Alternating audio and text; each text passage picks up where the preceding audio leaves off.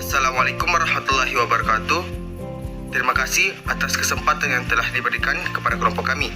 Perkenalkan, kami dari kelompok keempat mata kuliah Ilmu Administrasi Bisnis akan membawakan suatu materi yang berjudul Peran Etika Bisnis dalam Organisasi Bisnis. Sebelumnya, izin memperkenalkan diri. Nama saya Andi Rela Adil Wijaya. Perkenalkan, nama saya Amanda. Saya Andi Desita Maharani Hasanuddin.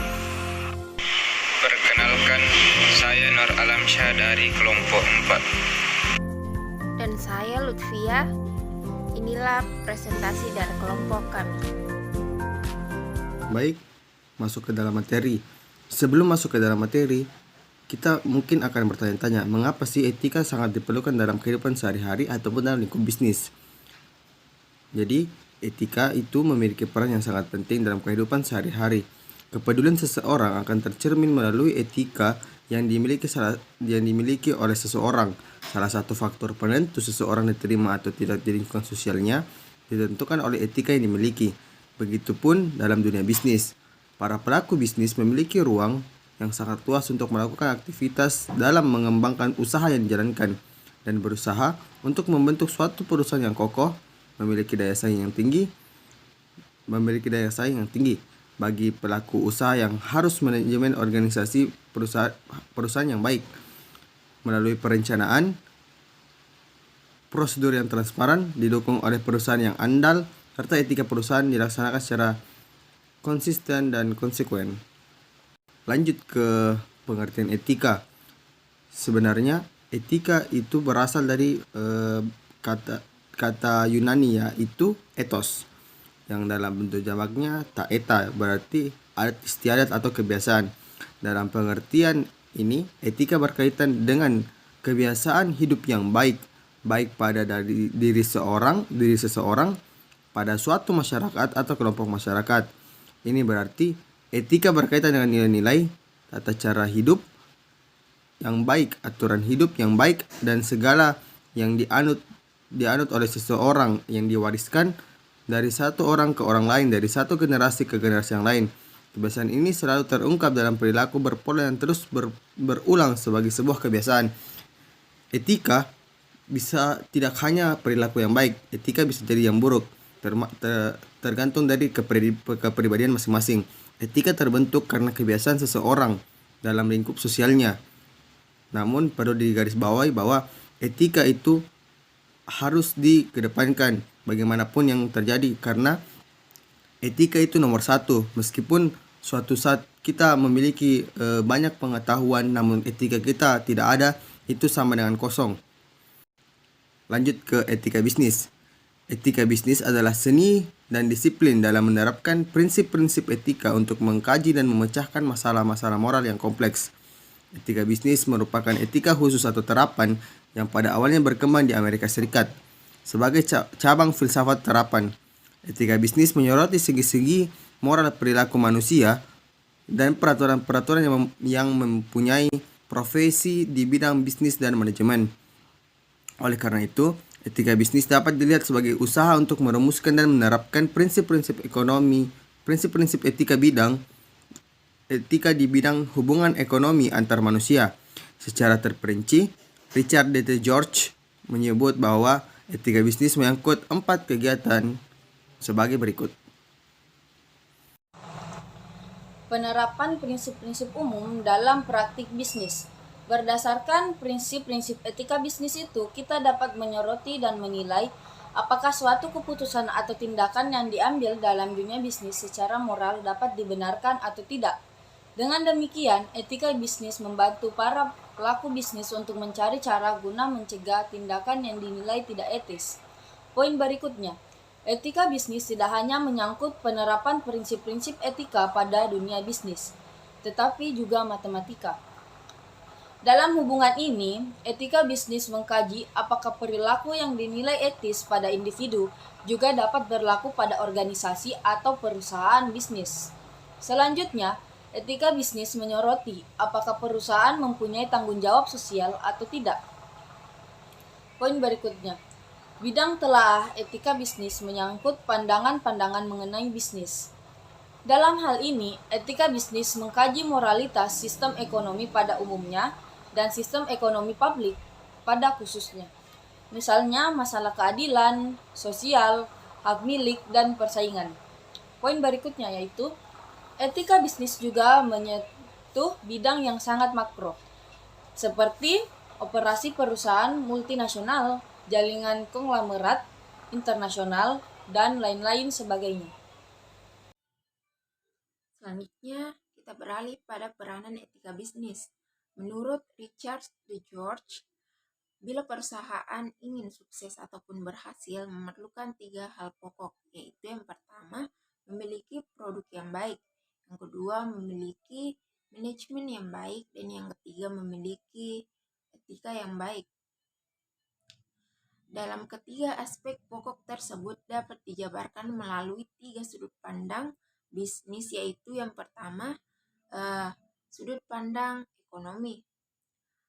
Pada sudut pandang ekonomi, bisnis adalah kegiatan ekonomis.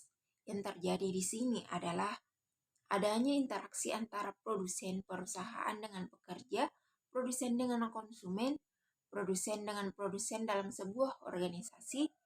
Kegiatan antar manusia ini adalah bertujuan untuk mencari untung, oleh karena itu menjadi kegiatan ekonomis. Pencarian keuntungan dalam bisnis tidak bersifat sepihak, tetapi dilakukan melalui interaksi yang melibatkan berbagai pihak. Dari sudut pandang ekonomi, good business adalah bisnis yang bukan saja menguntungkan, tetapi juga bisnis yang berkualitas etis.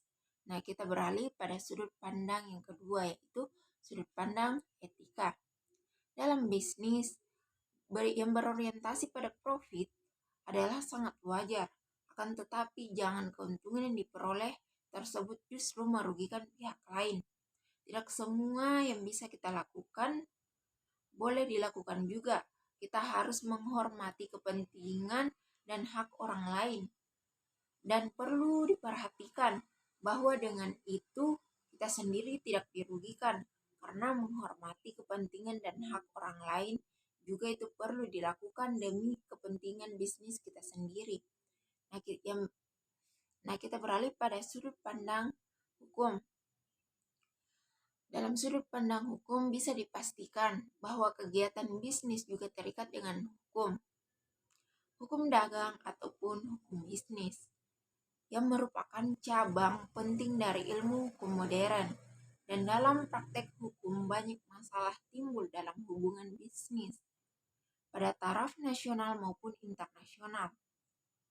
Seperti etika, hukum juga merupakan sudut pandang normatif, karena menetapkan apa yang harus kita lakukan dan apa yang tidak boleh kita lakukan. Dari segi norma, hukum lebih jelas dan pasti daripada etika, karena peraturan hukum dituliskan hitam atas putih, dan ada sanksi terjadi bila ada sanksi tertentu bila hal itu terjadi. Bahkan pada zaman Kekaisaran Roma ada pepatah terkenal, yaitu quid leges sine moribus, yang artinya apalah artinya undang-undang kalau tidak disertai dengan moralitas. Faktor-faktor pebisnis melakukan pelanggaran etika bisnis. Yang pertama, pelanggaran-pelanggaran yang dilakukan pebisnis dilatar belakangi oleh berbagai hal. Selain untuk mencapai keuntungan yang sebanyak-banyaknya, juga dapat disebabkan beberapa faktor, antara lain: A. Banyaknya kompetitor dengan produk mereka yang lebih menarik. B.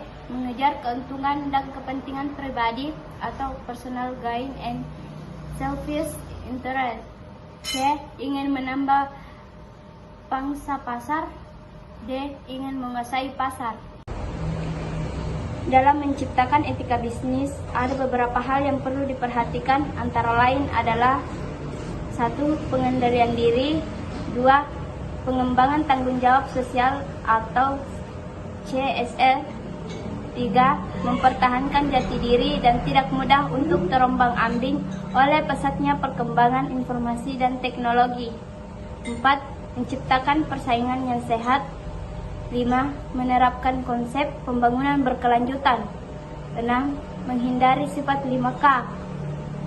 Kata tulis, kong kali kong, koneksi, polusi, dan komisi. 7. Mampu menyatakan yang benar itu benar. 8. Menumbuhkan sikap saling percaya antara golongan pengusaha kuat dan golongan pengusaha ke bawah. 9. Konsekuen dan konsisten dengan aturan main yang telah disepakati bersama. 10. Menumbuhkan kesadaran dan rasa memiliki terhadap apa yang telah disepakati. 11. Perlu adanya sebagian etika bisnis yang dituangkan dalam suatu hukum positif yang berupa peraturan perundang-undangan. 3. Pendekatan dasar dalam merumuskan tingkah laku etika bisnis, yaitu yang pertama, utilitarian approach. Setiap tindakan harus didasarkan pada konsekuensinya. Oleh karena itu, dalam bertindak seseorang seharusnya mengikuti cara yang dapat memberi manfaat sebesar-besarnya kepada masyarakat dengan cara yang tidak membahayakan dan dengan biaya serendah-rendahnya. Kedua, individual rights approach, yaitu setiap orang dalam tindakan dan kelakuannya memiliki hak dasar yang seharusnya dihormati. Namun tindakan ataupun tingkah laku tersebut harus dihindari apabila diperkirakan akan menyebabkan terjadi benturan dengan hak orang lain. Ketiga, stage approach, yaitu para pembuat keputusan mempunyai kedudukan yang sama dan bertindak adil dalam memberikan pelayanan kepada pelanggan baik secara perseorangan ataupun secara kelompok. Baiklah, saya akan melanjutkan presentasi berikut. Etika dalam persaingan bisnis. Ketatnya persaingan bisnis menyebabkan beberapa pelaku bisnis kurang memperhatikan etika dalam bisnis dan mempengaruhi tingkat kepercayaan dari elemen-elemen pebisnis. Yang kedua, saling menjaga kepercayaan dalam kerjasama akan berpengaruh besar terhadap reputasi perusahaan tersebut, baik dalam lingkup mikro maupun makro. Selanjutnya, contoh kasus etika dalam organisasi bisnis. Membahas kasus pelanggaran etika bisnis memang cukup menarik akhir-akhir ini. Pasalnya, etika bisnis merupakan hal yang wajib dipatuhi oleh pelaku bisnis. Akan tetapi, pelanggaran ini terjadi biasanya disebabkan oleh tekanan dari pihak investor maupun tingginya tingkat persaingan antar kompetitor, sehingga pelaku bisnis tergiur untuk melakukan jalan pintas di luar kesepakatan yang sudah ditetapkan. Berikut ini adalah beberapa contoh kasus pelanggaran etika bisnis lengkap dengan analisisnya, baik di dalam negeri, Indonesia maupun di luar negeri, yaitu sebagai berikut. 1. Kasus pelanggaran PB De Jarum. Contoh kasus pelanggaran etika bisnis yang pertama datang dari perusahaan rokok, yakni PB De Jarum. Pada beberapa tahun silam, PB De Jarum mendapatkan peringatan keras sebab terdapat indikasi bahwa perusahaan ini menggunakan buruh anak-anak untuk melakukan kegiatan di dalam pabrik.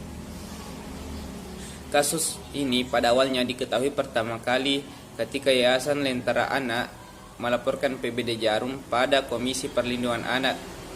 Mereka melaporkan perusahaan tersebut sebab mereka menemukan bahwa terdapat anak-anak yang menggunakan kaos bertuliskan merek De Jarum di area pabrik. Hal tersebut tentu merupakan sebuah pelanggaran sebab bahan utama untuk membuat rokok yaitu tembakau sangat berbahaya untuk kesehatan. PB De Jarum pun dianggap melanggar 3 pasal yang membuat mereka diberikan beberapa hukuman. 2. Kasus pelanggaran perusahaan Uber. Perusahaan Uber sudah seringkali terlibat dalam kasus pelanggaran, mulai dari kasus ringan seperti kasus yang cukup berat. Contohnya, kasus pelanggaran etika bisnis yang dilakukan oleh perusahaan Uber ini cukup merusak brand image-nya di kalangan masyarakat. Sebab mereka bahkan sempat dilarang beroperasi oleh pemerintah London. Kasus ini bermula ketika mantan karyawan Uber, yakni Susan Fowler, menyatakan kepada publik bahwa perusahaan memiliki budaya pelecehan seksual yang begitu mendarah daging. Karena dugaan tersebut begitu mencengkangnya, maka Uber pun mengalami periode kesengsaraan dan membuatnya harus menyerahkan mayoritas pangsa pasarnya pada perusahaan lain yaitu Lyft.